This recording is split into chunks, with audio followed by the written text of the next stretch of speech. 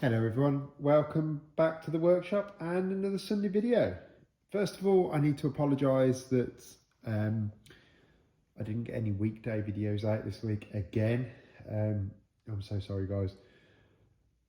Wife and I were selling ponies at the Welsh pony sale at Bilthwells last Sunday. We were selling young stock over there, so we just never got it just never happened, unfortunately. I was so busy last weekend, and then Monday I planned to put 2 or 3 videos in the can on Monday for this week, and it just didn't happen. I've started recording one, I then got called away to do a couple of other jobs, and by the time I'd prepped all the kit to go down to the Tway Centre this week, I just never got to it. So yeah, had 3 great days teaching at the Tway Centre, and hopefully the students there this week have learnt a lot. I would hope they have. I enjoyed it. I hope they did too. Anyway, last week's video prepping the stuff for that trip did seem to it seems to have raised a couple of questions from people on chisels. So yeah, I wanted to do a bit of a video on chisels and what I use and where, because one of the questions was a bevel edge chisel needed in the wider sizes? Well, not for everybody, not for every, it's not something I would rush out and for everybody to get. However, I do a lot of repair work, and as part of that repair work, I'm often pairing under squinted joints and things like that, be that for table scarves or be that for splice repairs, patch repairs, that sort of thing, where I've got an under squinted shoulder. And let's draw out, so I might put a repair in that looks like that, and this shoulder here might be under squinted like that. So to pair off this table here, I might have, I might even have 2 of them. I might have 2 under squints like that. So this is an under squinted abutment, and to get in there I need to have a chisel that I can get right into the corner, and that's where I'm using my bevel edges, my wide bevel edges most. But the comment that was made was, surely a firmer chisel is more suitable all of the time, and actually, yeah, I do use a lot of firmer chisels. So these here would be firmer chisels. And it led me to thinking about the difference. So if you were to go and buy a modern chisel in a DIY store in the UK, probably in the States as well, and probably it's a bit the same in Europe. I don't know in Europe so much, but certainly it seems to be in the UK and the States. You're going to go and buy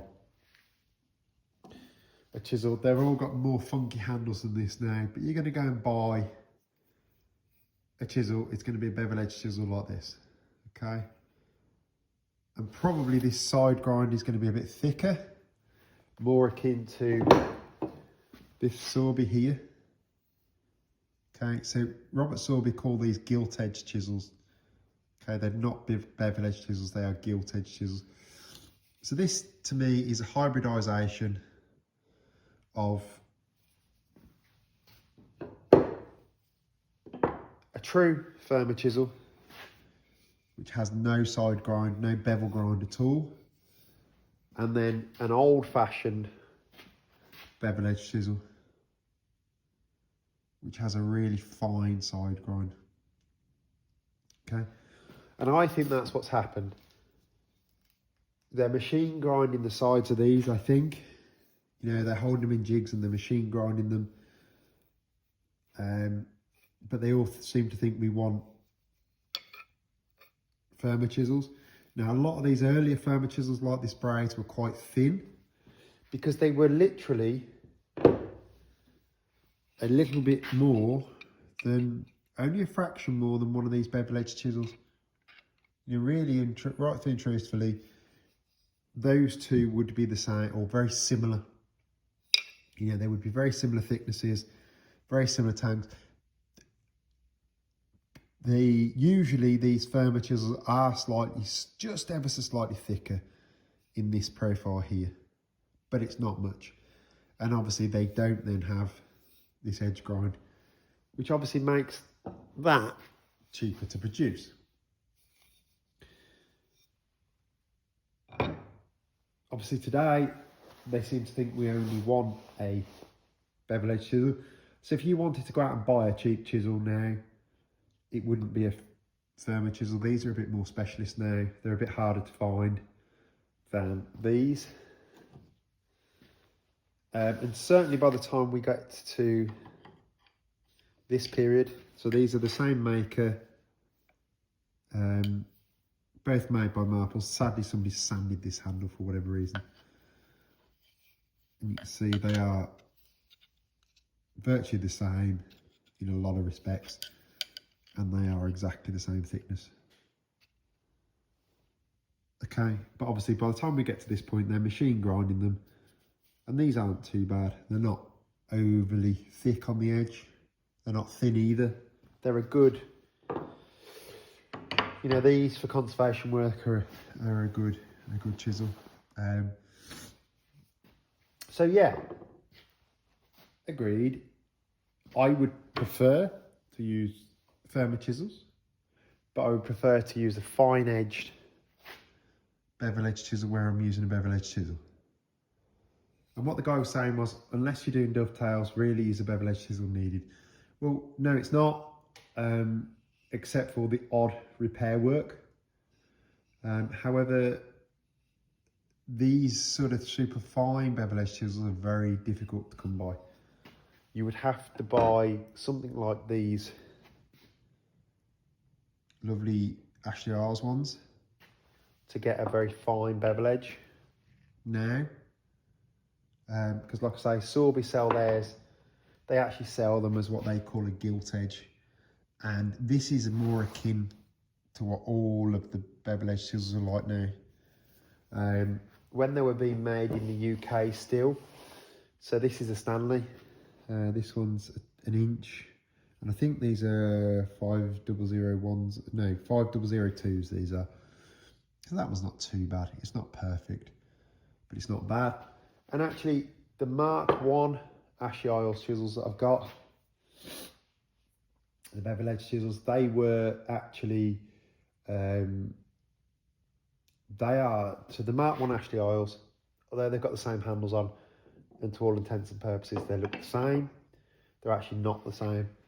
And this is a Sorby gilt edge chisel that is 20, oh, it's probably 22, 23 years old now.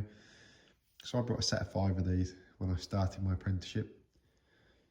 I've got a bit of money. I'd been shearing all summer. I've been sheep shearing all summer, and I've got a bit of money to spend, and I wanted to buy myself a really good set of chisels that were going to last me a long time, and that was these. So I brought a set of 5 up to an inch. I then have since, over the sort of last 25 years, added all the other sizes that are available in that type. But again, they're getting quite thick now. As they got older, they've got thicker. So yeah, I think that's the reason that so many people are using bevel edge chisels now. And no, you know, you don't necessarily need a wide bevel edge chisel.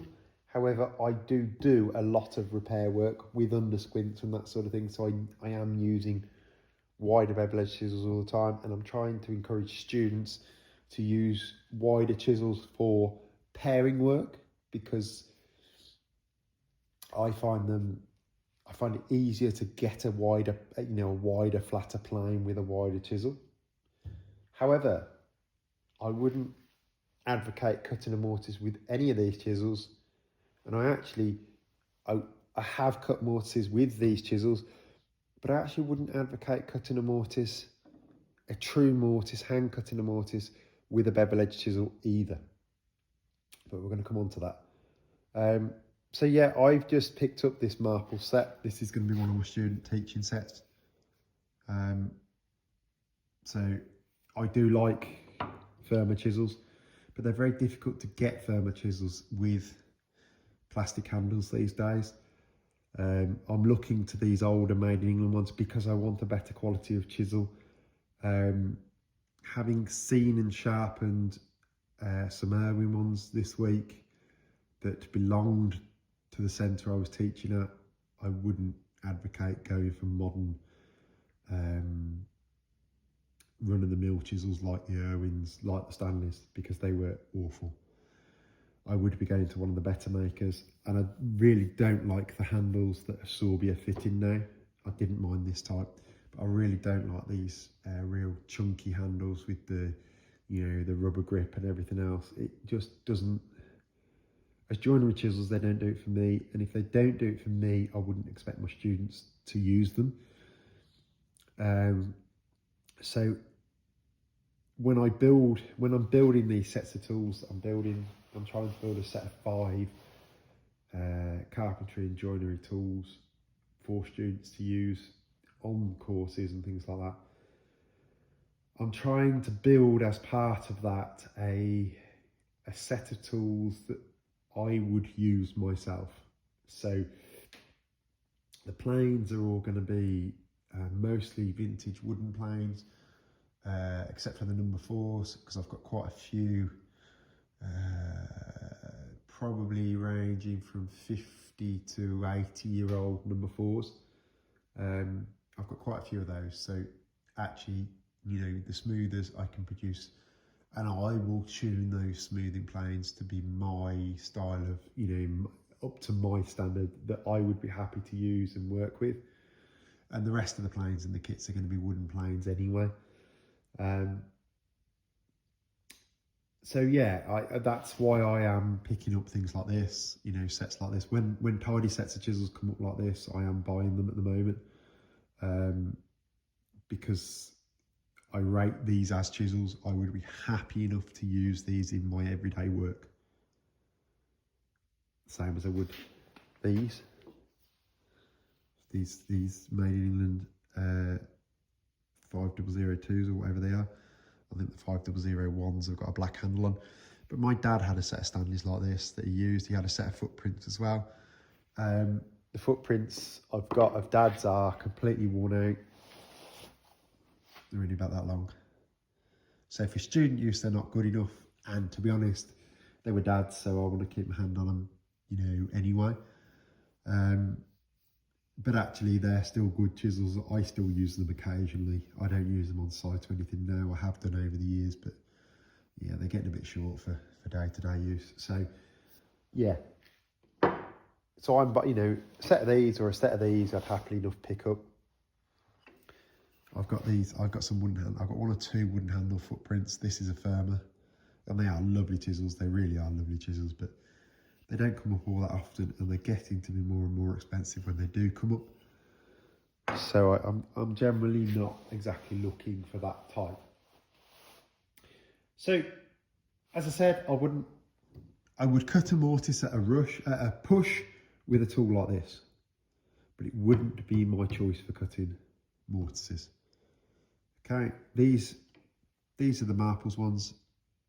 They're not overly chunky. They're not bad, but they're not overly chunky, but they are nice chisels to use. But if you look at one of these braids ones, they really are only, and this one's a Sorby, I think. Yeah, this is an I Sorby, the Punch logo. Mr. Punch logo. So you look at that one and you see it's a bevel edge chisel without the grind. So I'm not over keen on using firmer chisels for digging mortise. And this is why the handles aren't hooped as well on a, you know, you don't see a firmer chisel, unless somebody's changed the handle, you don't see a chisel on a firmer chisel that has a top hoop. So what I do use for cutting mortises are these wonderful chisels here. These are registered mortise chisels, and they take some real hammer. However, I still wouldn't use these for sash mortises.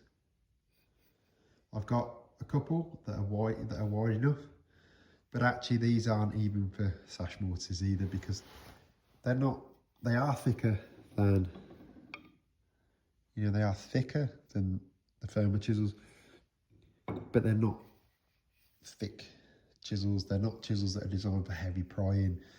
And actually, on a wider mortise, there's enough strength in that chisel to prise that out.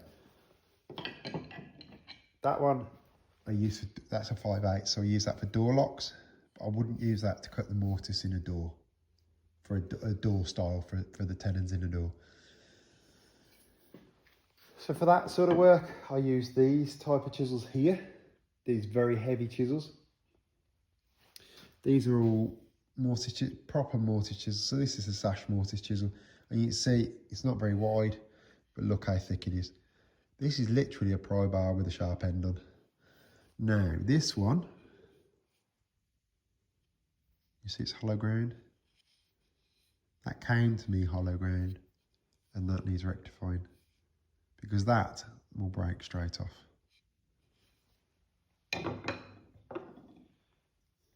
That one's flat ground, just about. I'm just about getting the hollow out of that one.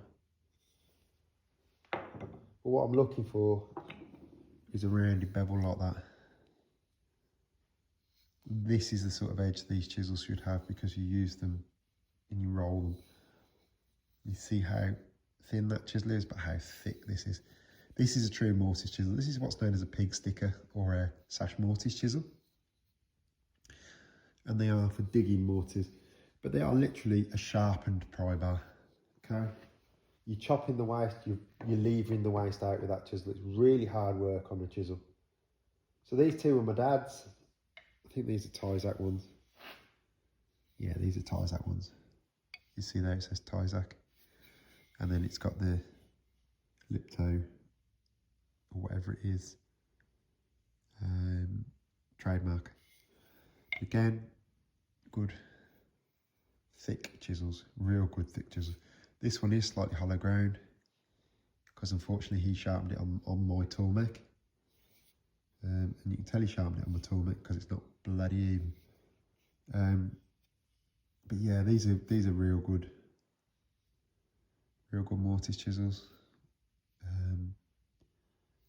And this is what I can remember as a kid, my dad cutting mortises with. And this is what I learned to cut mortises with as well. I think there's a 10 and a 12. There was a 6 and there was a 16 at one time, and I don't know where they've gone. Or a 3/8, a ½ inch, a 3/8, a ½ inch, a 5/8 as well, and I think there was a 1/4 as well, off from memory.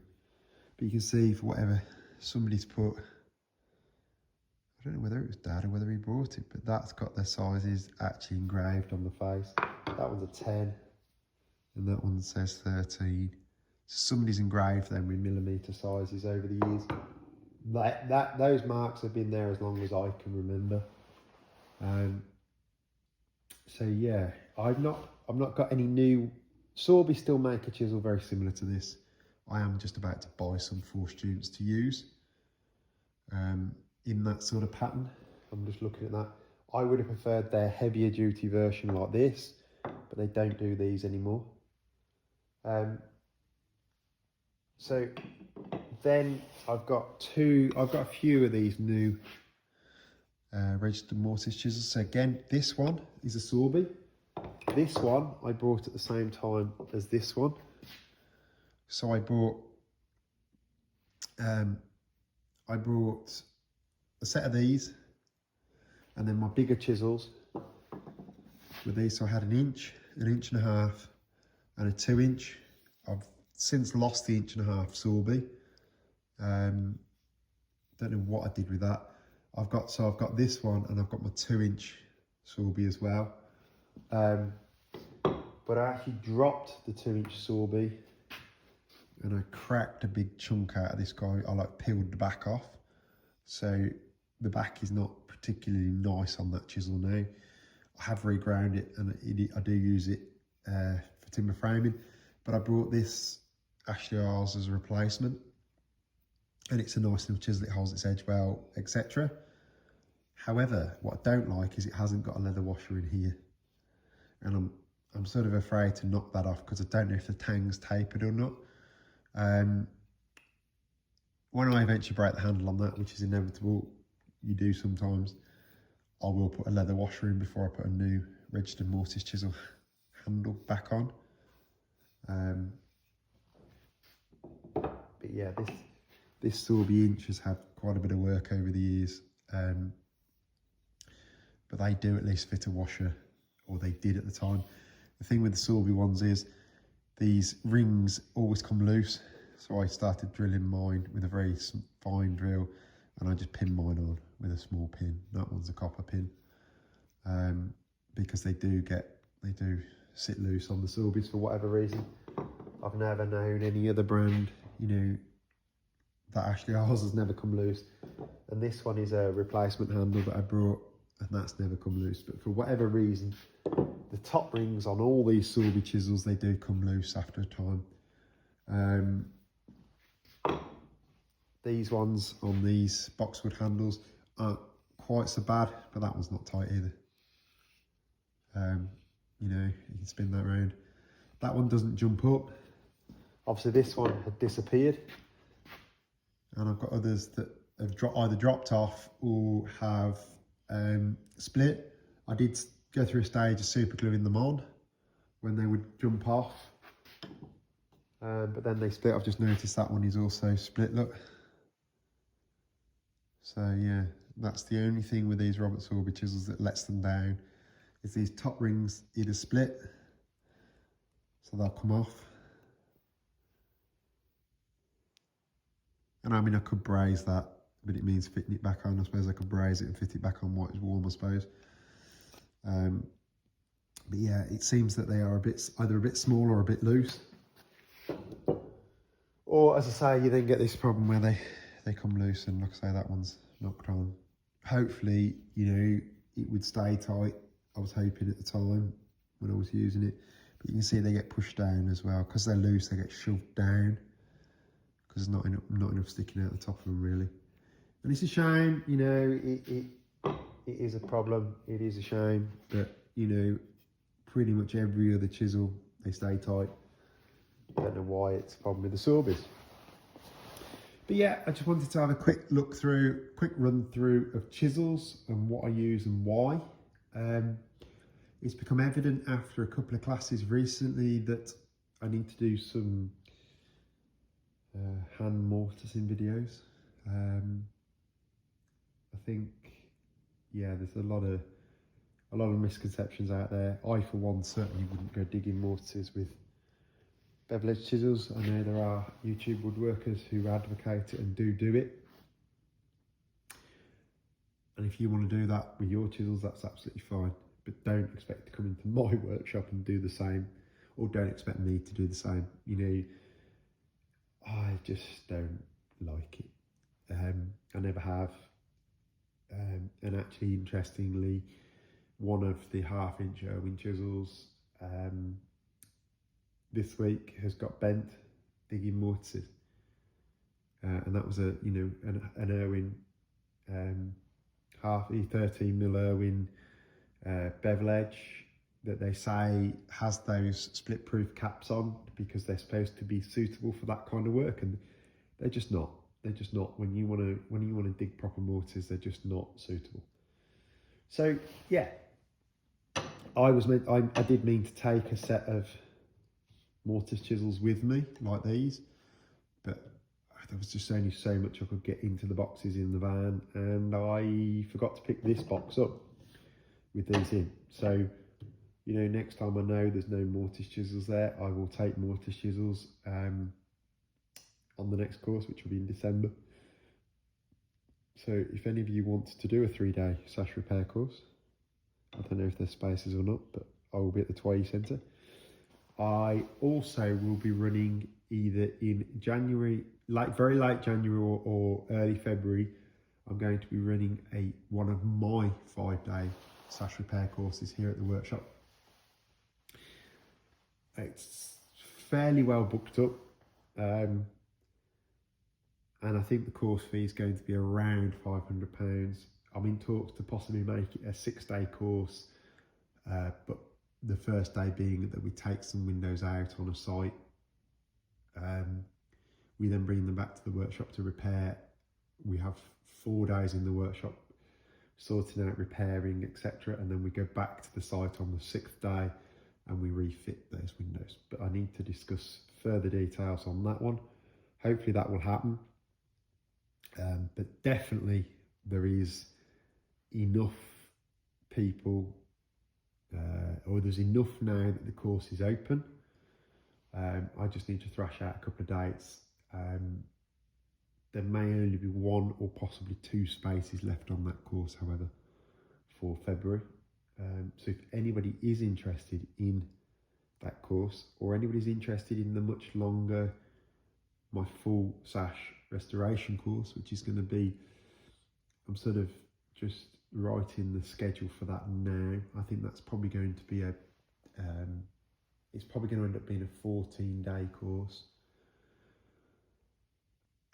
over 3 weeks, and we could feasibly split it slightly, but I think that's going to need to be a 14-day course. So because I want to cover a full sash restoration, it's going to be really joinery heavy, but the purpose of that's going to be, we're actually going to rebuild a bay window, a very beautiful big Victorian bay window. But the ethos of all my courses is that I want to teach the ability to produce your own sections within these windows, to remove the reliance on timber merchants and joinery shops. There was a time you could go to a timber merchant and you could buy sash stuff made, which was fine if you wanted to make a new window. But for repairs, they would seldom be the same size and the same moulding. So it's important that my students learn the ability to make the components that they are fitting. So that is why the course, the big sash restoration course, is going to need to be 14 days. I can't get away from that, guys. I'm going to look to run that June time. That's something I definitely want to do. It's a big course. They'll all be long days. There'll be long days on my 5-day course as well.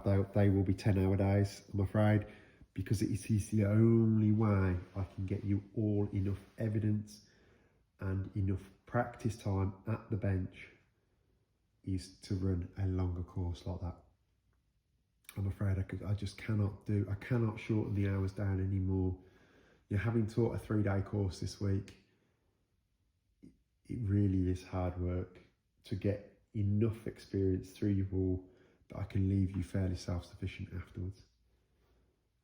So yeah, watch this space, guys. Definitely February, late January, early February, before we start lambing, and before we get busy with the prep for lambing as well, because the last 2 weeks in Feb really will be busy for us. We start lambing the last week in February, and the tups have currently covered,